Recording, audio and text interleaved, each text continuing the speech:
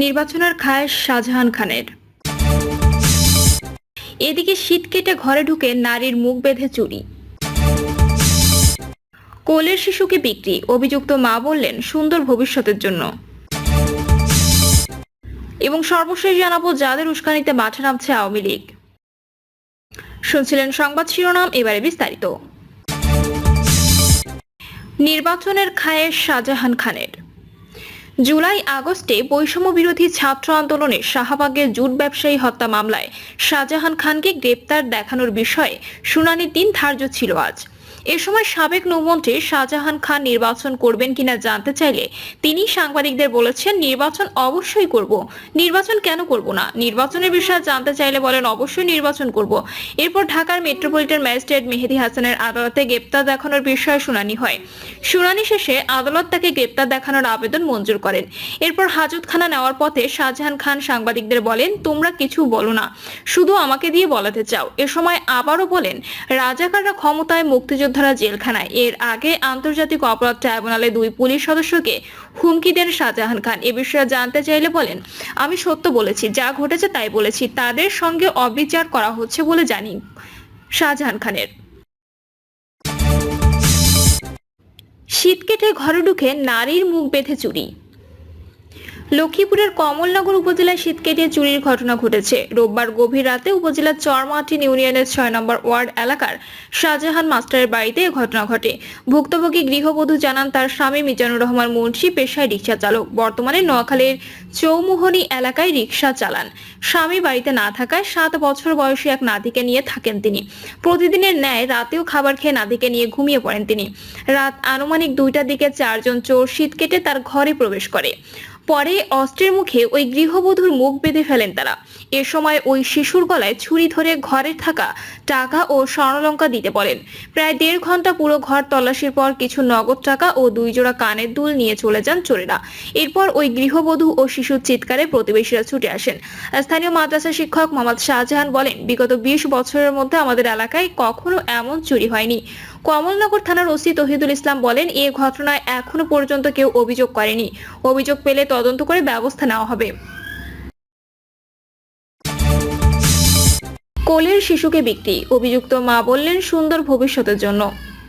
সাতক্ষীরার আশাশুনির কাদাকাটি গ্রামে 20,000 টাকায় নিজের কোলের সন্তান বিক্রির অভিযোগ উঠেছে আশামণি খাতুন নামে এক গৃহবধূর বিরুদ্ধে। সম্প্রতি ঘটনাটি জানাজানি হওয়ার পর ওই নারীর দাবি, সন্তানের সুচিকিৎসা ও দুধ কিনতে না পেরে 14 দিনের নবজাতক শিশু খাদিজা খাতুনকে নগদ 20,000 টাকা বিক্রি করেছেন। শিশুটির সুন্দর ভবিষ্যতের জন্যই তিনি এমন সিদ্ধান্ত নিয়েছেন বলেও দাবি করেছেন তিনি। এলাকাবাসী জানান, আশামণির স্বামী কাদাকাটি গ্রামের সৈয়দ আলী সর্দার ছেলে শামীম হোসেন পেশায় একজন ডিপ টিউবওয়েল মিস্ত্রি। তিনি এখনো পর্যন্ত 5টি বিয়ে করেছেন। আশামণি খাতুন শামীম হোসেনের 4র্থ স্ত্রী। সম্প্রতি তিনি জানতে পারেন তার স্বামী 5ম বিয়ে করেছেন এবং সদর উপজেলার ভালুকা চাঁদপুর কর্মকারপাড়ায় তার 5ম স্ত্রীকে নিয়ে বসবাস করছেন। খবর পেয়ে সেখানে আসেন এবং স্বামীর সঙ্গে এসব বিষয় নিয়ে বাগবিতণ্ডা ও হাতাহাতি শুরু হয়। পরে আশামণি জানান, চলতি সালে জানুয়ারি মাসের 16 তারিখে স্থানীয় কুলার মোড়ে একটা ক্লিনিকে তিনি দ্বিতীয় সন্তান প্রসব করেন। ক্লিনিকের খরচ, বাচ্চার ওষুধ ও দুধ কিনতে দিশেহারা হয়ে নিজের নবজাতক শিশু খাদিজাকে 14 দিন বয়সে স্টাম্পে স্বাক্ষর করে আশাশুনি তেতুলিয়া গ্রামের চা বিক্রেতা নিঃসন্তান রবিউল কাজল দম্পতির কাছে নগদ 20,000 টাকা বিক্রি করেন। আশামণি বলেন, এ কাজ করেছি আমার সন্তানের সুন্দর ভবিষ্যতের জন্য, সে যে সুস্থভাবে বেঁচে থাকে। এর সত্যতা জানতে আশামণির বাবা ভ্যান চালক আব্দুস সামাদের সঙ্গে যোগাযোগ করার চেষ্টা করলেও তার ব্যবহৃত মুঠোফোনে কল রিসিভ হয়নি।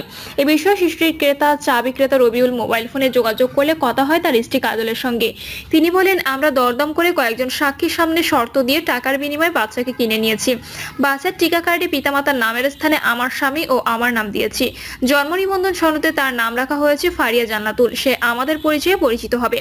শামীম নিজেকে নির্দোষ দাবি করতে ফেব্রুয়ারি মাসের শেষ সপ্তাহে আশাশুনি থানায় লিখিত অভিযোগ দায়ের করলেও পরে আর খোঁজ খবর নেননি বলে নিজেই জানিয়েছেন। এ বিষয়ে আশাশুনি থানার অফিসার ইনচার্জ শামসুল আরেফিনের সঙ্গে যোগাযোগ করা হলে তিনি বলেন, আমি 4 দিন আগে আশাশুনি থানায় নতুন যোগদান করেছি, আমি বিষয়টি সম্পর্কে কিছুই জানি না। পরে তিনি তার তদন্ত কর্মকর্তার সঙ্গে কথা বলে আবার জানান, তিনিও এ বিষয়ে কিছুই জানেন না। যাদের উস্কানিতে মাঠে নামছে আওয়ামী লীগ। গণঅভ্যুত্থানে দেশ ছেড়ে পালিয়ে যান শেখ হাসিনা, ফলে দীর্ঘ 15.5 বছরের স্বৈরশাসকের অবসান ঘটে। হাজারো শহীদদের রক্তের উপর দাঁড়িয়ে ফের বড় ফ্যাসিস্ট হয়ে ফিরে আসা জানান দিচ্ছে আওয়ামী লীগ। এমনকি এখনো তারা দেশের মধ্যে সংগঠিত হতে শুরু করেছে। মাঝে মধ্যে রাজধানী ঢাকা সহ দেশের বিভিন্ন স্থানে ঝটিকা মিছিল করছেন তারা। প্রকাশ্যে সমাবেশ করার প্রস্তুতি নিতে গোপনে জড়ো হচ্ছে। একই সঙ্গে বর্তমান অন্তর্বর্তীকালীন সরকারের বিরুদ্ধে নিয়মিত বক্তৃতা বিবৃতি দেওয়া অব্যাহত আছে। শুরুর দিকে আওয়ামী লীগের মিছিলে অংশ নেওয়া নেতাকর্মীরা সংখ্যায় কম থাকলেও ক্রমেই তা বড় হচ্ছে। এদিকে ছাত্র জনতার নজিরবিহীন গণঅভ্যুত্থানের মুখে ক্ষমতাচ্যুত হওয়ার মাত্র 8 মাসের মাথায় আওয়ামী লীগের এই সক্রিয় হওয়া এবং ভয়ভীতি উপেক্ষা করে রাজপথে প্রকাশ্যে ঝটিকা মিছিল করা নিয়ে নানান প্রশ্নের জন্ম দিয়েছে। কারা তাদের নেপথ্য থেকে মদত দিচ্ছে এবং কাদের আশ্রয় প্রশ্রয় দলটির নেতাকর্মীরা মাঠে নামছেন সন্দেহের তীর পুলিশ ও সিভিল প্রশাসন ছাড়াও কয়েকটি রাজনৈতিক দলের দিকে। বিশ্লেষকরা বলছেন, প্রশাসনের মধ্য থেকে সবুজ সংকেত না থাকলে এত বড় হত্যার পর দলটির মাঠে নামার কথা নয়। বিশেষ করে প্রশাসনের মধ্যে ঘাপটি মেরে থাকা আওয়ামী দস্যুরা কৌশলে সমর্থন উস্কানি দিচ্ছে। এছাড়া কেউ কেউ মনে করেন রাজনীতিতে তৃতীয় বিকল্প শক্তি ঠেকাতে যারা ইনক্লুসিভ নির্বাচন করার শর্ত দেওয়া ছাড়াও নানাভাবে বয়ান তৈরি করছে তাদের পর্দার আড়ালে সমর্থন দিচ্ছে রাজনৈতিক দলের কেউ কেউ। এমনকি আওয়ামী লীগকে সংসদের বিরোধী দল বানানোর গভীর চক্রান্ত চলছে। তারা মনে করেন পর্দার আড়ালে দেশি বিদেশি চক্রের এমন ষড়যন্ত্রের রোডম্যাপ সফল হলে ভবিষ্যতে জুলাই হত্যাকাণ্ডের বিচার ও রাজনৈতিক মামলার খাতে আটকে পড়তে পারে। সংশ্লিষ্টরা বলছেন, সময় থাকতে সতর্ক না হলে এবং দ্রুত আওয়ামী লীগকে নিষিদ্ধ করা না হলে ক্ষমতাচ্যুত এই দলটির নেতাকর্মীদের এ ধরনের অপতৎপরতা বাড়তেই থাকবে। ফলে নির্বাচনী তফসিল ঘোষণা হলে আওয়ামী লীগ পুরনো চেহারায় ফিরে আসবে। ফের অশান্ত হবে দেশের রাজনৈতিক পরিস্থিতি।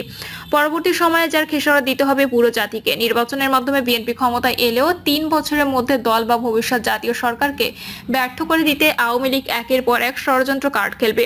আওয়ামী লীগকে মাঠে নামানোর পেছনে দেশি বিদেশি চক্র মাস্টার প্ল্যান তৈরি করেছে। ভবিষ্যতে আওয়ামী লীগকে রাজনীতি ও সরকারে পুনর্বাসন করতে কতগুলো বিকল্প প্ল্যান নিয়েও তারা ব্যস্ত সময় পার করছে, যারা কাজে লাগাচ্ছে প্রতিটি মুহূর্ত। আওয়ামী লীগের এভাবে ফের সরব হওয়া নিয়ে ক্ষুব্ধ প্রতিক্রিয়া ব্যক্ত করে জাতীয় নাগরিক পার্টির মুখ্য সংগঠক হাসনাত আব্দুল্লাহ ফেসবুকে নিজের ভেরিফাইড প্রোফাইলে লেখা এক পোস্টে বলেন, যেদিন থেকে আমাদের আওয়ামী বিরোধী অবস্থান এবং কম্প্রোমাইজের রাজনীতির বিরোধিতাকে শিষ্টাচার বহির্ভূত বলা শুরু হয়েছে, সেদিন থেকেই আওয়ামী লীগের মিছিল বড় হতে শুরু করেছে।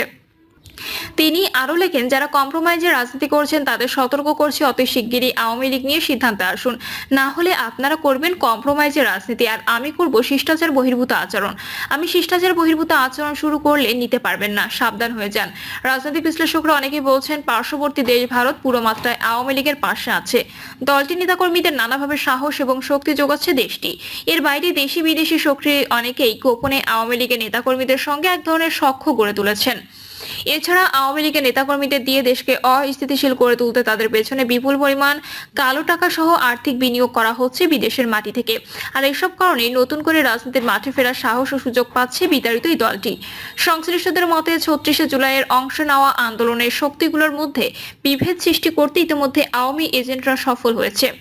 এর বাইরে স্থানীয় পর্যায়ে বিএনপি, জামায়াতে ইসলামী সহ বড় দলগুলোর সঙ্গে আপোষ রফা করেও সক্রিয় হতে শুরু করেছে ক্ষমতাচ্যুত এই দলটি। ফ্যাসিস্ট দলটির মিছিল বড় হওয়ার পেছনে এই দুটি বিষয় বিশেষভাবে ভূমিকা রাখছে।